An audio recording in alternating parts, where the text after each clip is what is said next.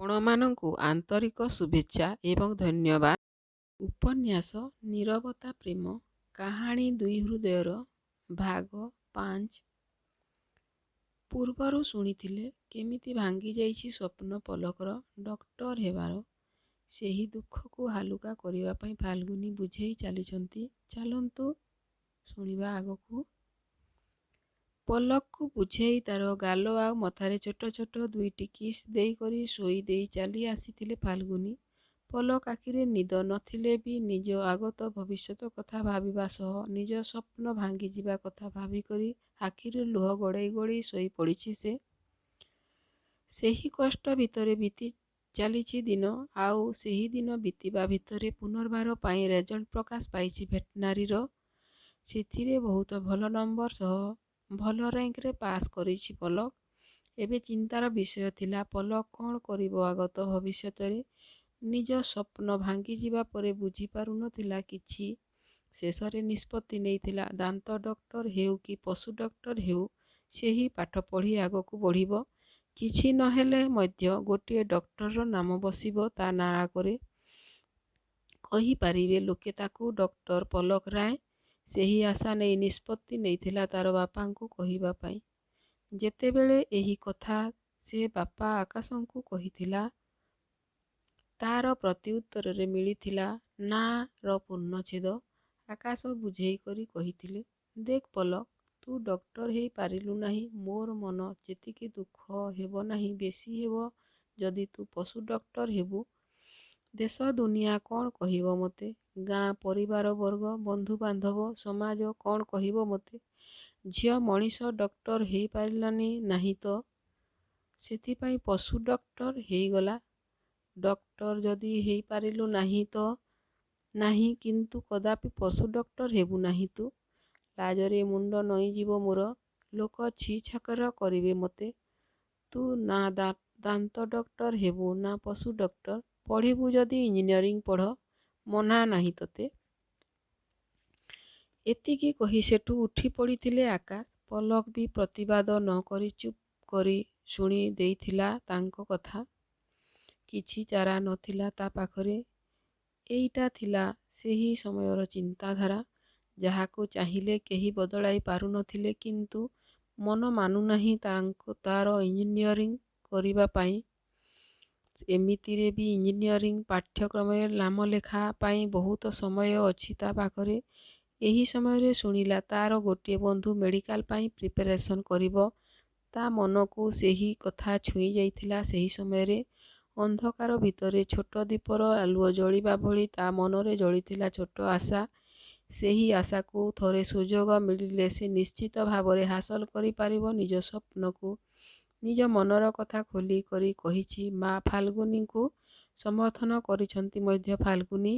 ଏବେ ରହିଲା ବାପାଙ୍କୁ ବୁଝେଇବା ପାଳି। ଆକାଶବାବୁ ବି ପଲକର ସମସ୍ତ କଥା ଶୁଣିବା ସହ ବୁଝନ୍ତି ମଧ୍ୟ। ଯେତିକି ସେ ଫାଲ୍ଗୁନୀଙ୍କ କଥା ପ୍ରତି ଧ୍ୟାନ ଦିଅନ୍ତି ନାହିଁ, ତାଠାରୁ ବେଶୀ ଧ୍ୟାନ ଦିଅନ୍ତି ପଲକର କଥାକୁ। ସେ ଜାଣିଛନ୍ତି ପଲକ ଯାହା ବି କୁହେ ଆଗ ପଛ ବିଚାର କରି ସବୁ କଥା ବୁଝିବା ସୁଝିବା ଶୁଣିବା ପରେ ମନ୍ତବ୍ୟ ଦିଏ। ସେଥିପାଇଁ ଏହି କଥାକୁ ବି ପଲକ ନିଜେ କହିବ ବୋଲି ଭାବିଛି ତାର ବାପାଙ୍କୁ। ମନରେ ଭୟ ଥିଲେ ବି ନିଜ ସ୍ୱପ୍ନ ପାଇଁ ସବୁ କିଛି କରିବ ସେ। ସେହି କଥା ଶୁଣି ପ୍ରତି ଉତ୍ତରରେ ଆକାଶ କହିଛନ୍ତି, ତୋତେ ଇଚ୍ଛା ଅଛି ଯଦି ତୁ ପ୍ରିପାରେସନ୍ କର, ମନା ନାହିଁ। କିନ୍ତୁ ଗୋଟିଏ ବର୍ଷ ଠାରୁ ଅଧିକା ଆଉ ଗୋଟିଏ ବର୍ଷ ନ ହୁଏ। ତୁ ଜାଣି ନାହୁଁ ଏମିତି ବର୍ଷ ବର୍ଷରେ କେତେ ପିଲାଙ୍କର ବୟସ ଗଡ଼ିଯାଏ। ଯଦି ତୁ ନ ପାଇଲୁ ତାହେଲେ ଭାବିଛୁ କ'ଣ ହେବ ତୋର ଭବିଷ୍ୟତ? ବୁଲିକରି ପୁନର୍ବାର ପାଇଁ ଇଞ୍ଜିନିୟରିଂ କରିବାକୁ ପଡ଼ିବ। ତୋର ଗୋଟିଏ ବର୍ଷ ନଷ୍ଟ ହେବ ତ ହେବ, ତା ସହ ବୟସ ଗଡ଼ିଯିବ। କେବଳ ସେତିକି ନୁହେଁ, ତାପରେ ଯେକୌଣସି ସ୍ଥାନରେ ଚାକିରି କରିବା ପାଇଁ ଆବେଦନ କରିବୁ, ସମସ୍ତଙ୍କ ପାଟିରେ ପ୍ରଥମ ପ୍ରଶ୍ନ ଏଇଟା ଥିବ। ସେଥିପାଇଁ ତୋତେ କହୁଛି, ତୁ ଯାହା କିଛି କରିବୁ ଭାବିଚିନ୍ତି କରି କର। ତୋତେ ଇଚ୍ଛା ଅଛି ଯଦି ଯାଅ। ବାପାଙ୍କ କଥା ସତ୍ୟ ଥିଲେ ବି ବିଶ୍ୱାସ ଥିଲା ନିଜ ଉପରେ। ଗୋଟିଏ ବର୍ଷ ପରେ ଯେମିତି ହେଲେ କିଛି କରି ଦେଖେଇ ସମସ୍ତଙ୍କୁ ସେହି ଖୁସିରେ ନିଜ ବାପାଙ୍କ ପାଟିରୁ ହଁ ଶୁଣି ବୁଝିବାକୁ ଲାଗିଥିଲା କେଉଁ ଅନୁଷ୍ଠାନରେ ପଢ଼ିବା ସହ କେମିତି କ'ଣ ଯିବା ଆସିବା କରିବ ସେ। ଏବେ ବଡ଼ ଅସୁବିଧା ଥିଲା ତା ପାଇଁ। ଘର ପାଖରେ ନଥିଲା ସେମିତି କିଛି ଅନୁଷ୍ଠାନ। ଯିବାକୁ ପଡ଼ିବ ପ୍ରାୟ 15 କିଲୋମିଟର ତାକୁ। ସେଥିପାଇଁ ବସ୍ ଦ୍ୱାରା କରିବାକୁ ପଡ଼ିବ ଯାତ୍ରା, ଯେଉଁଟା ତା ଦ୍ୱାରା ଅସମ୍ଭବ।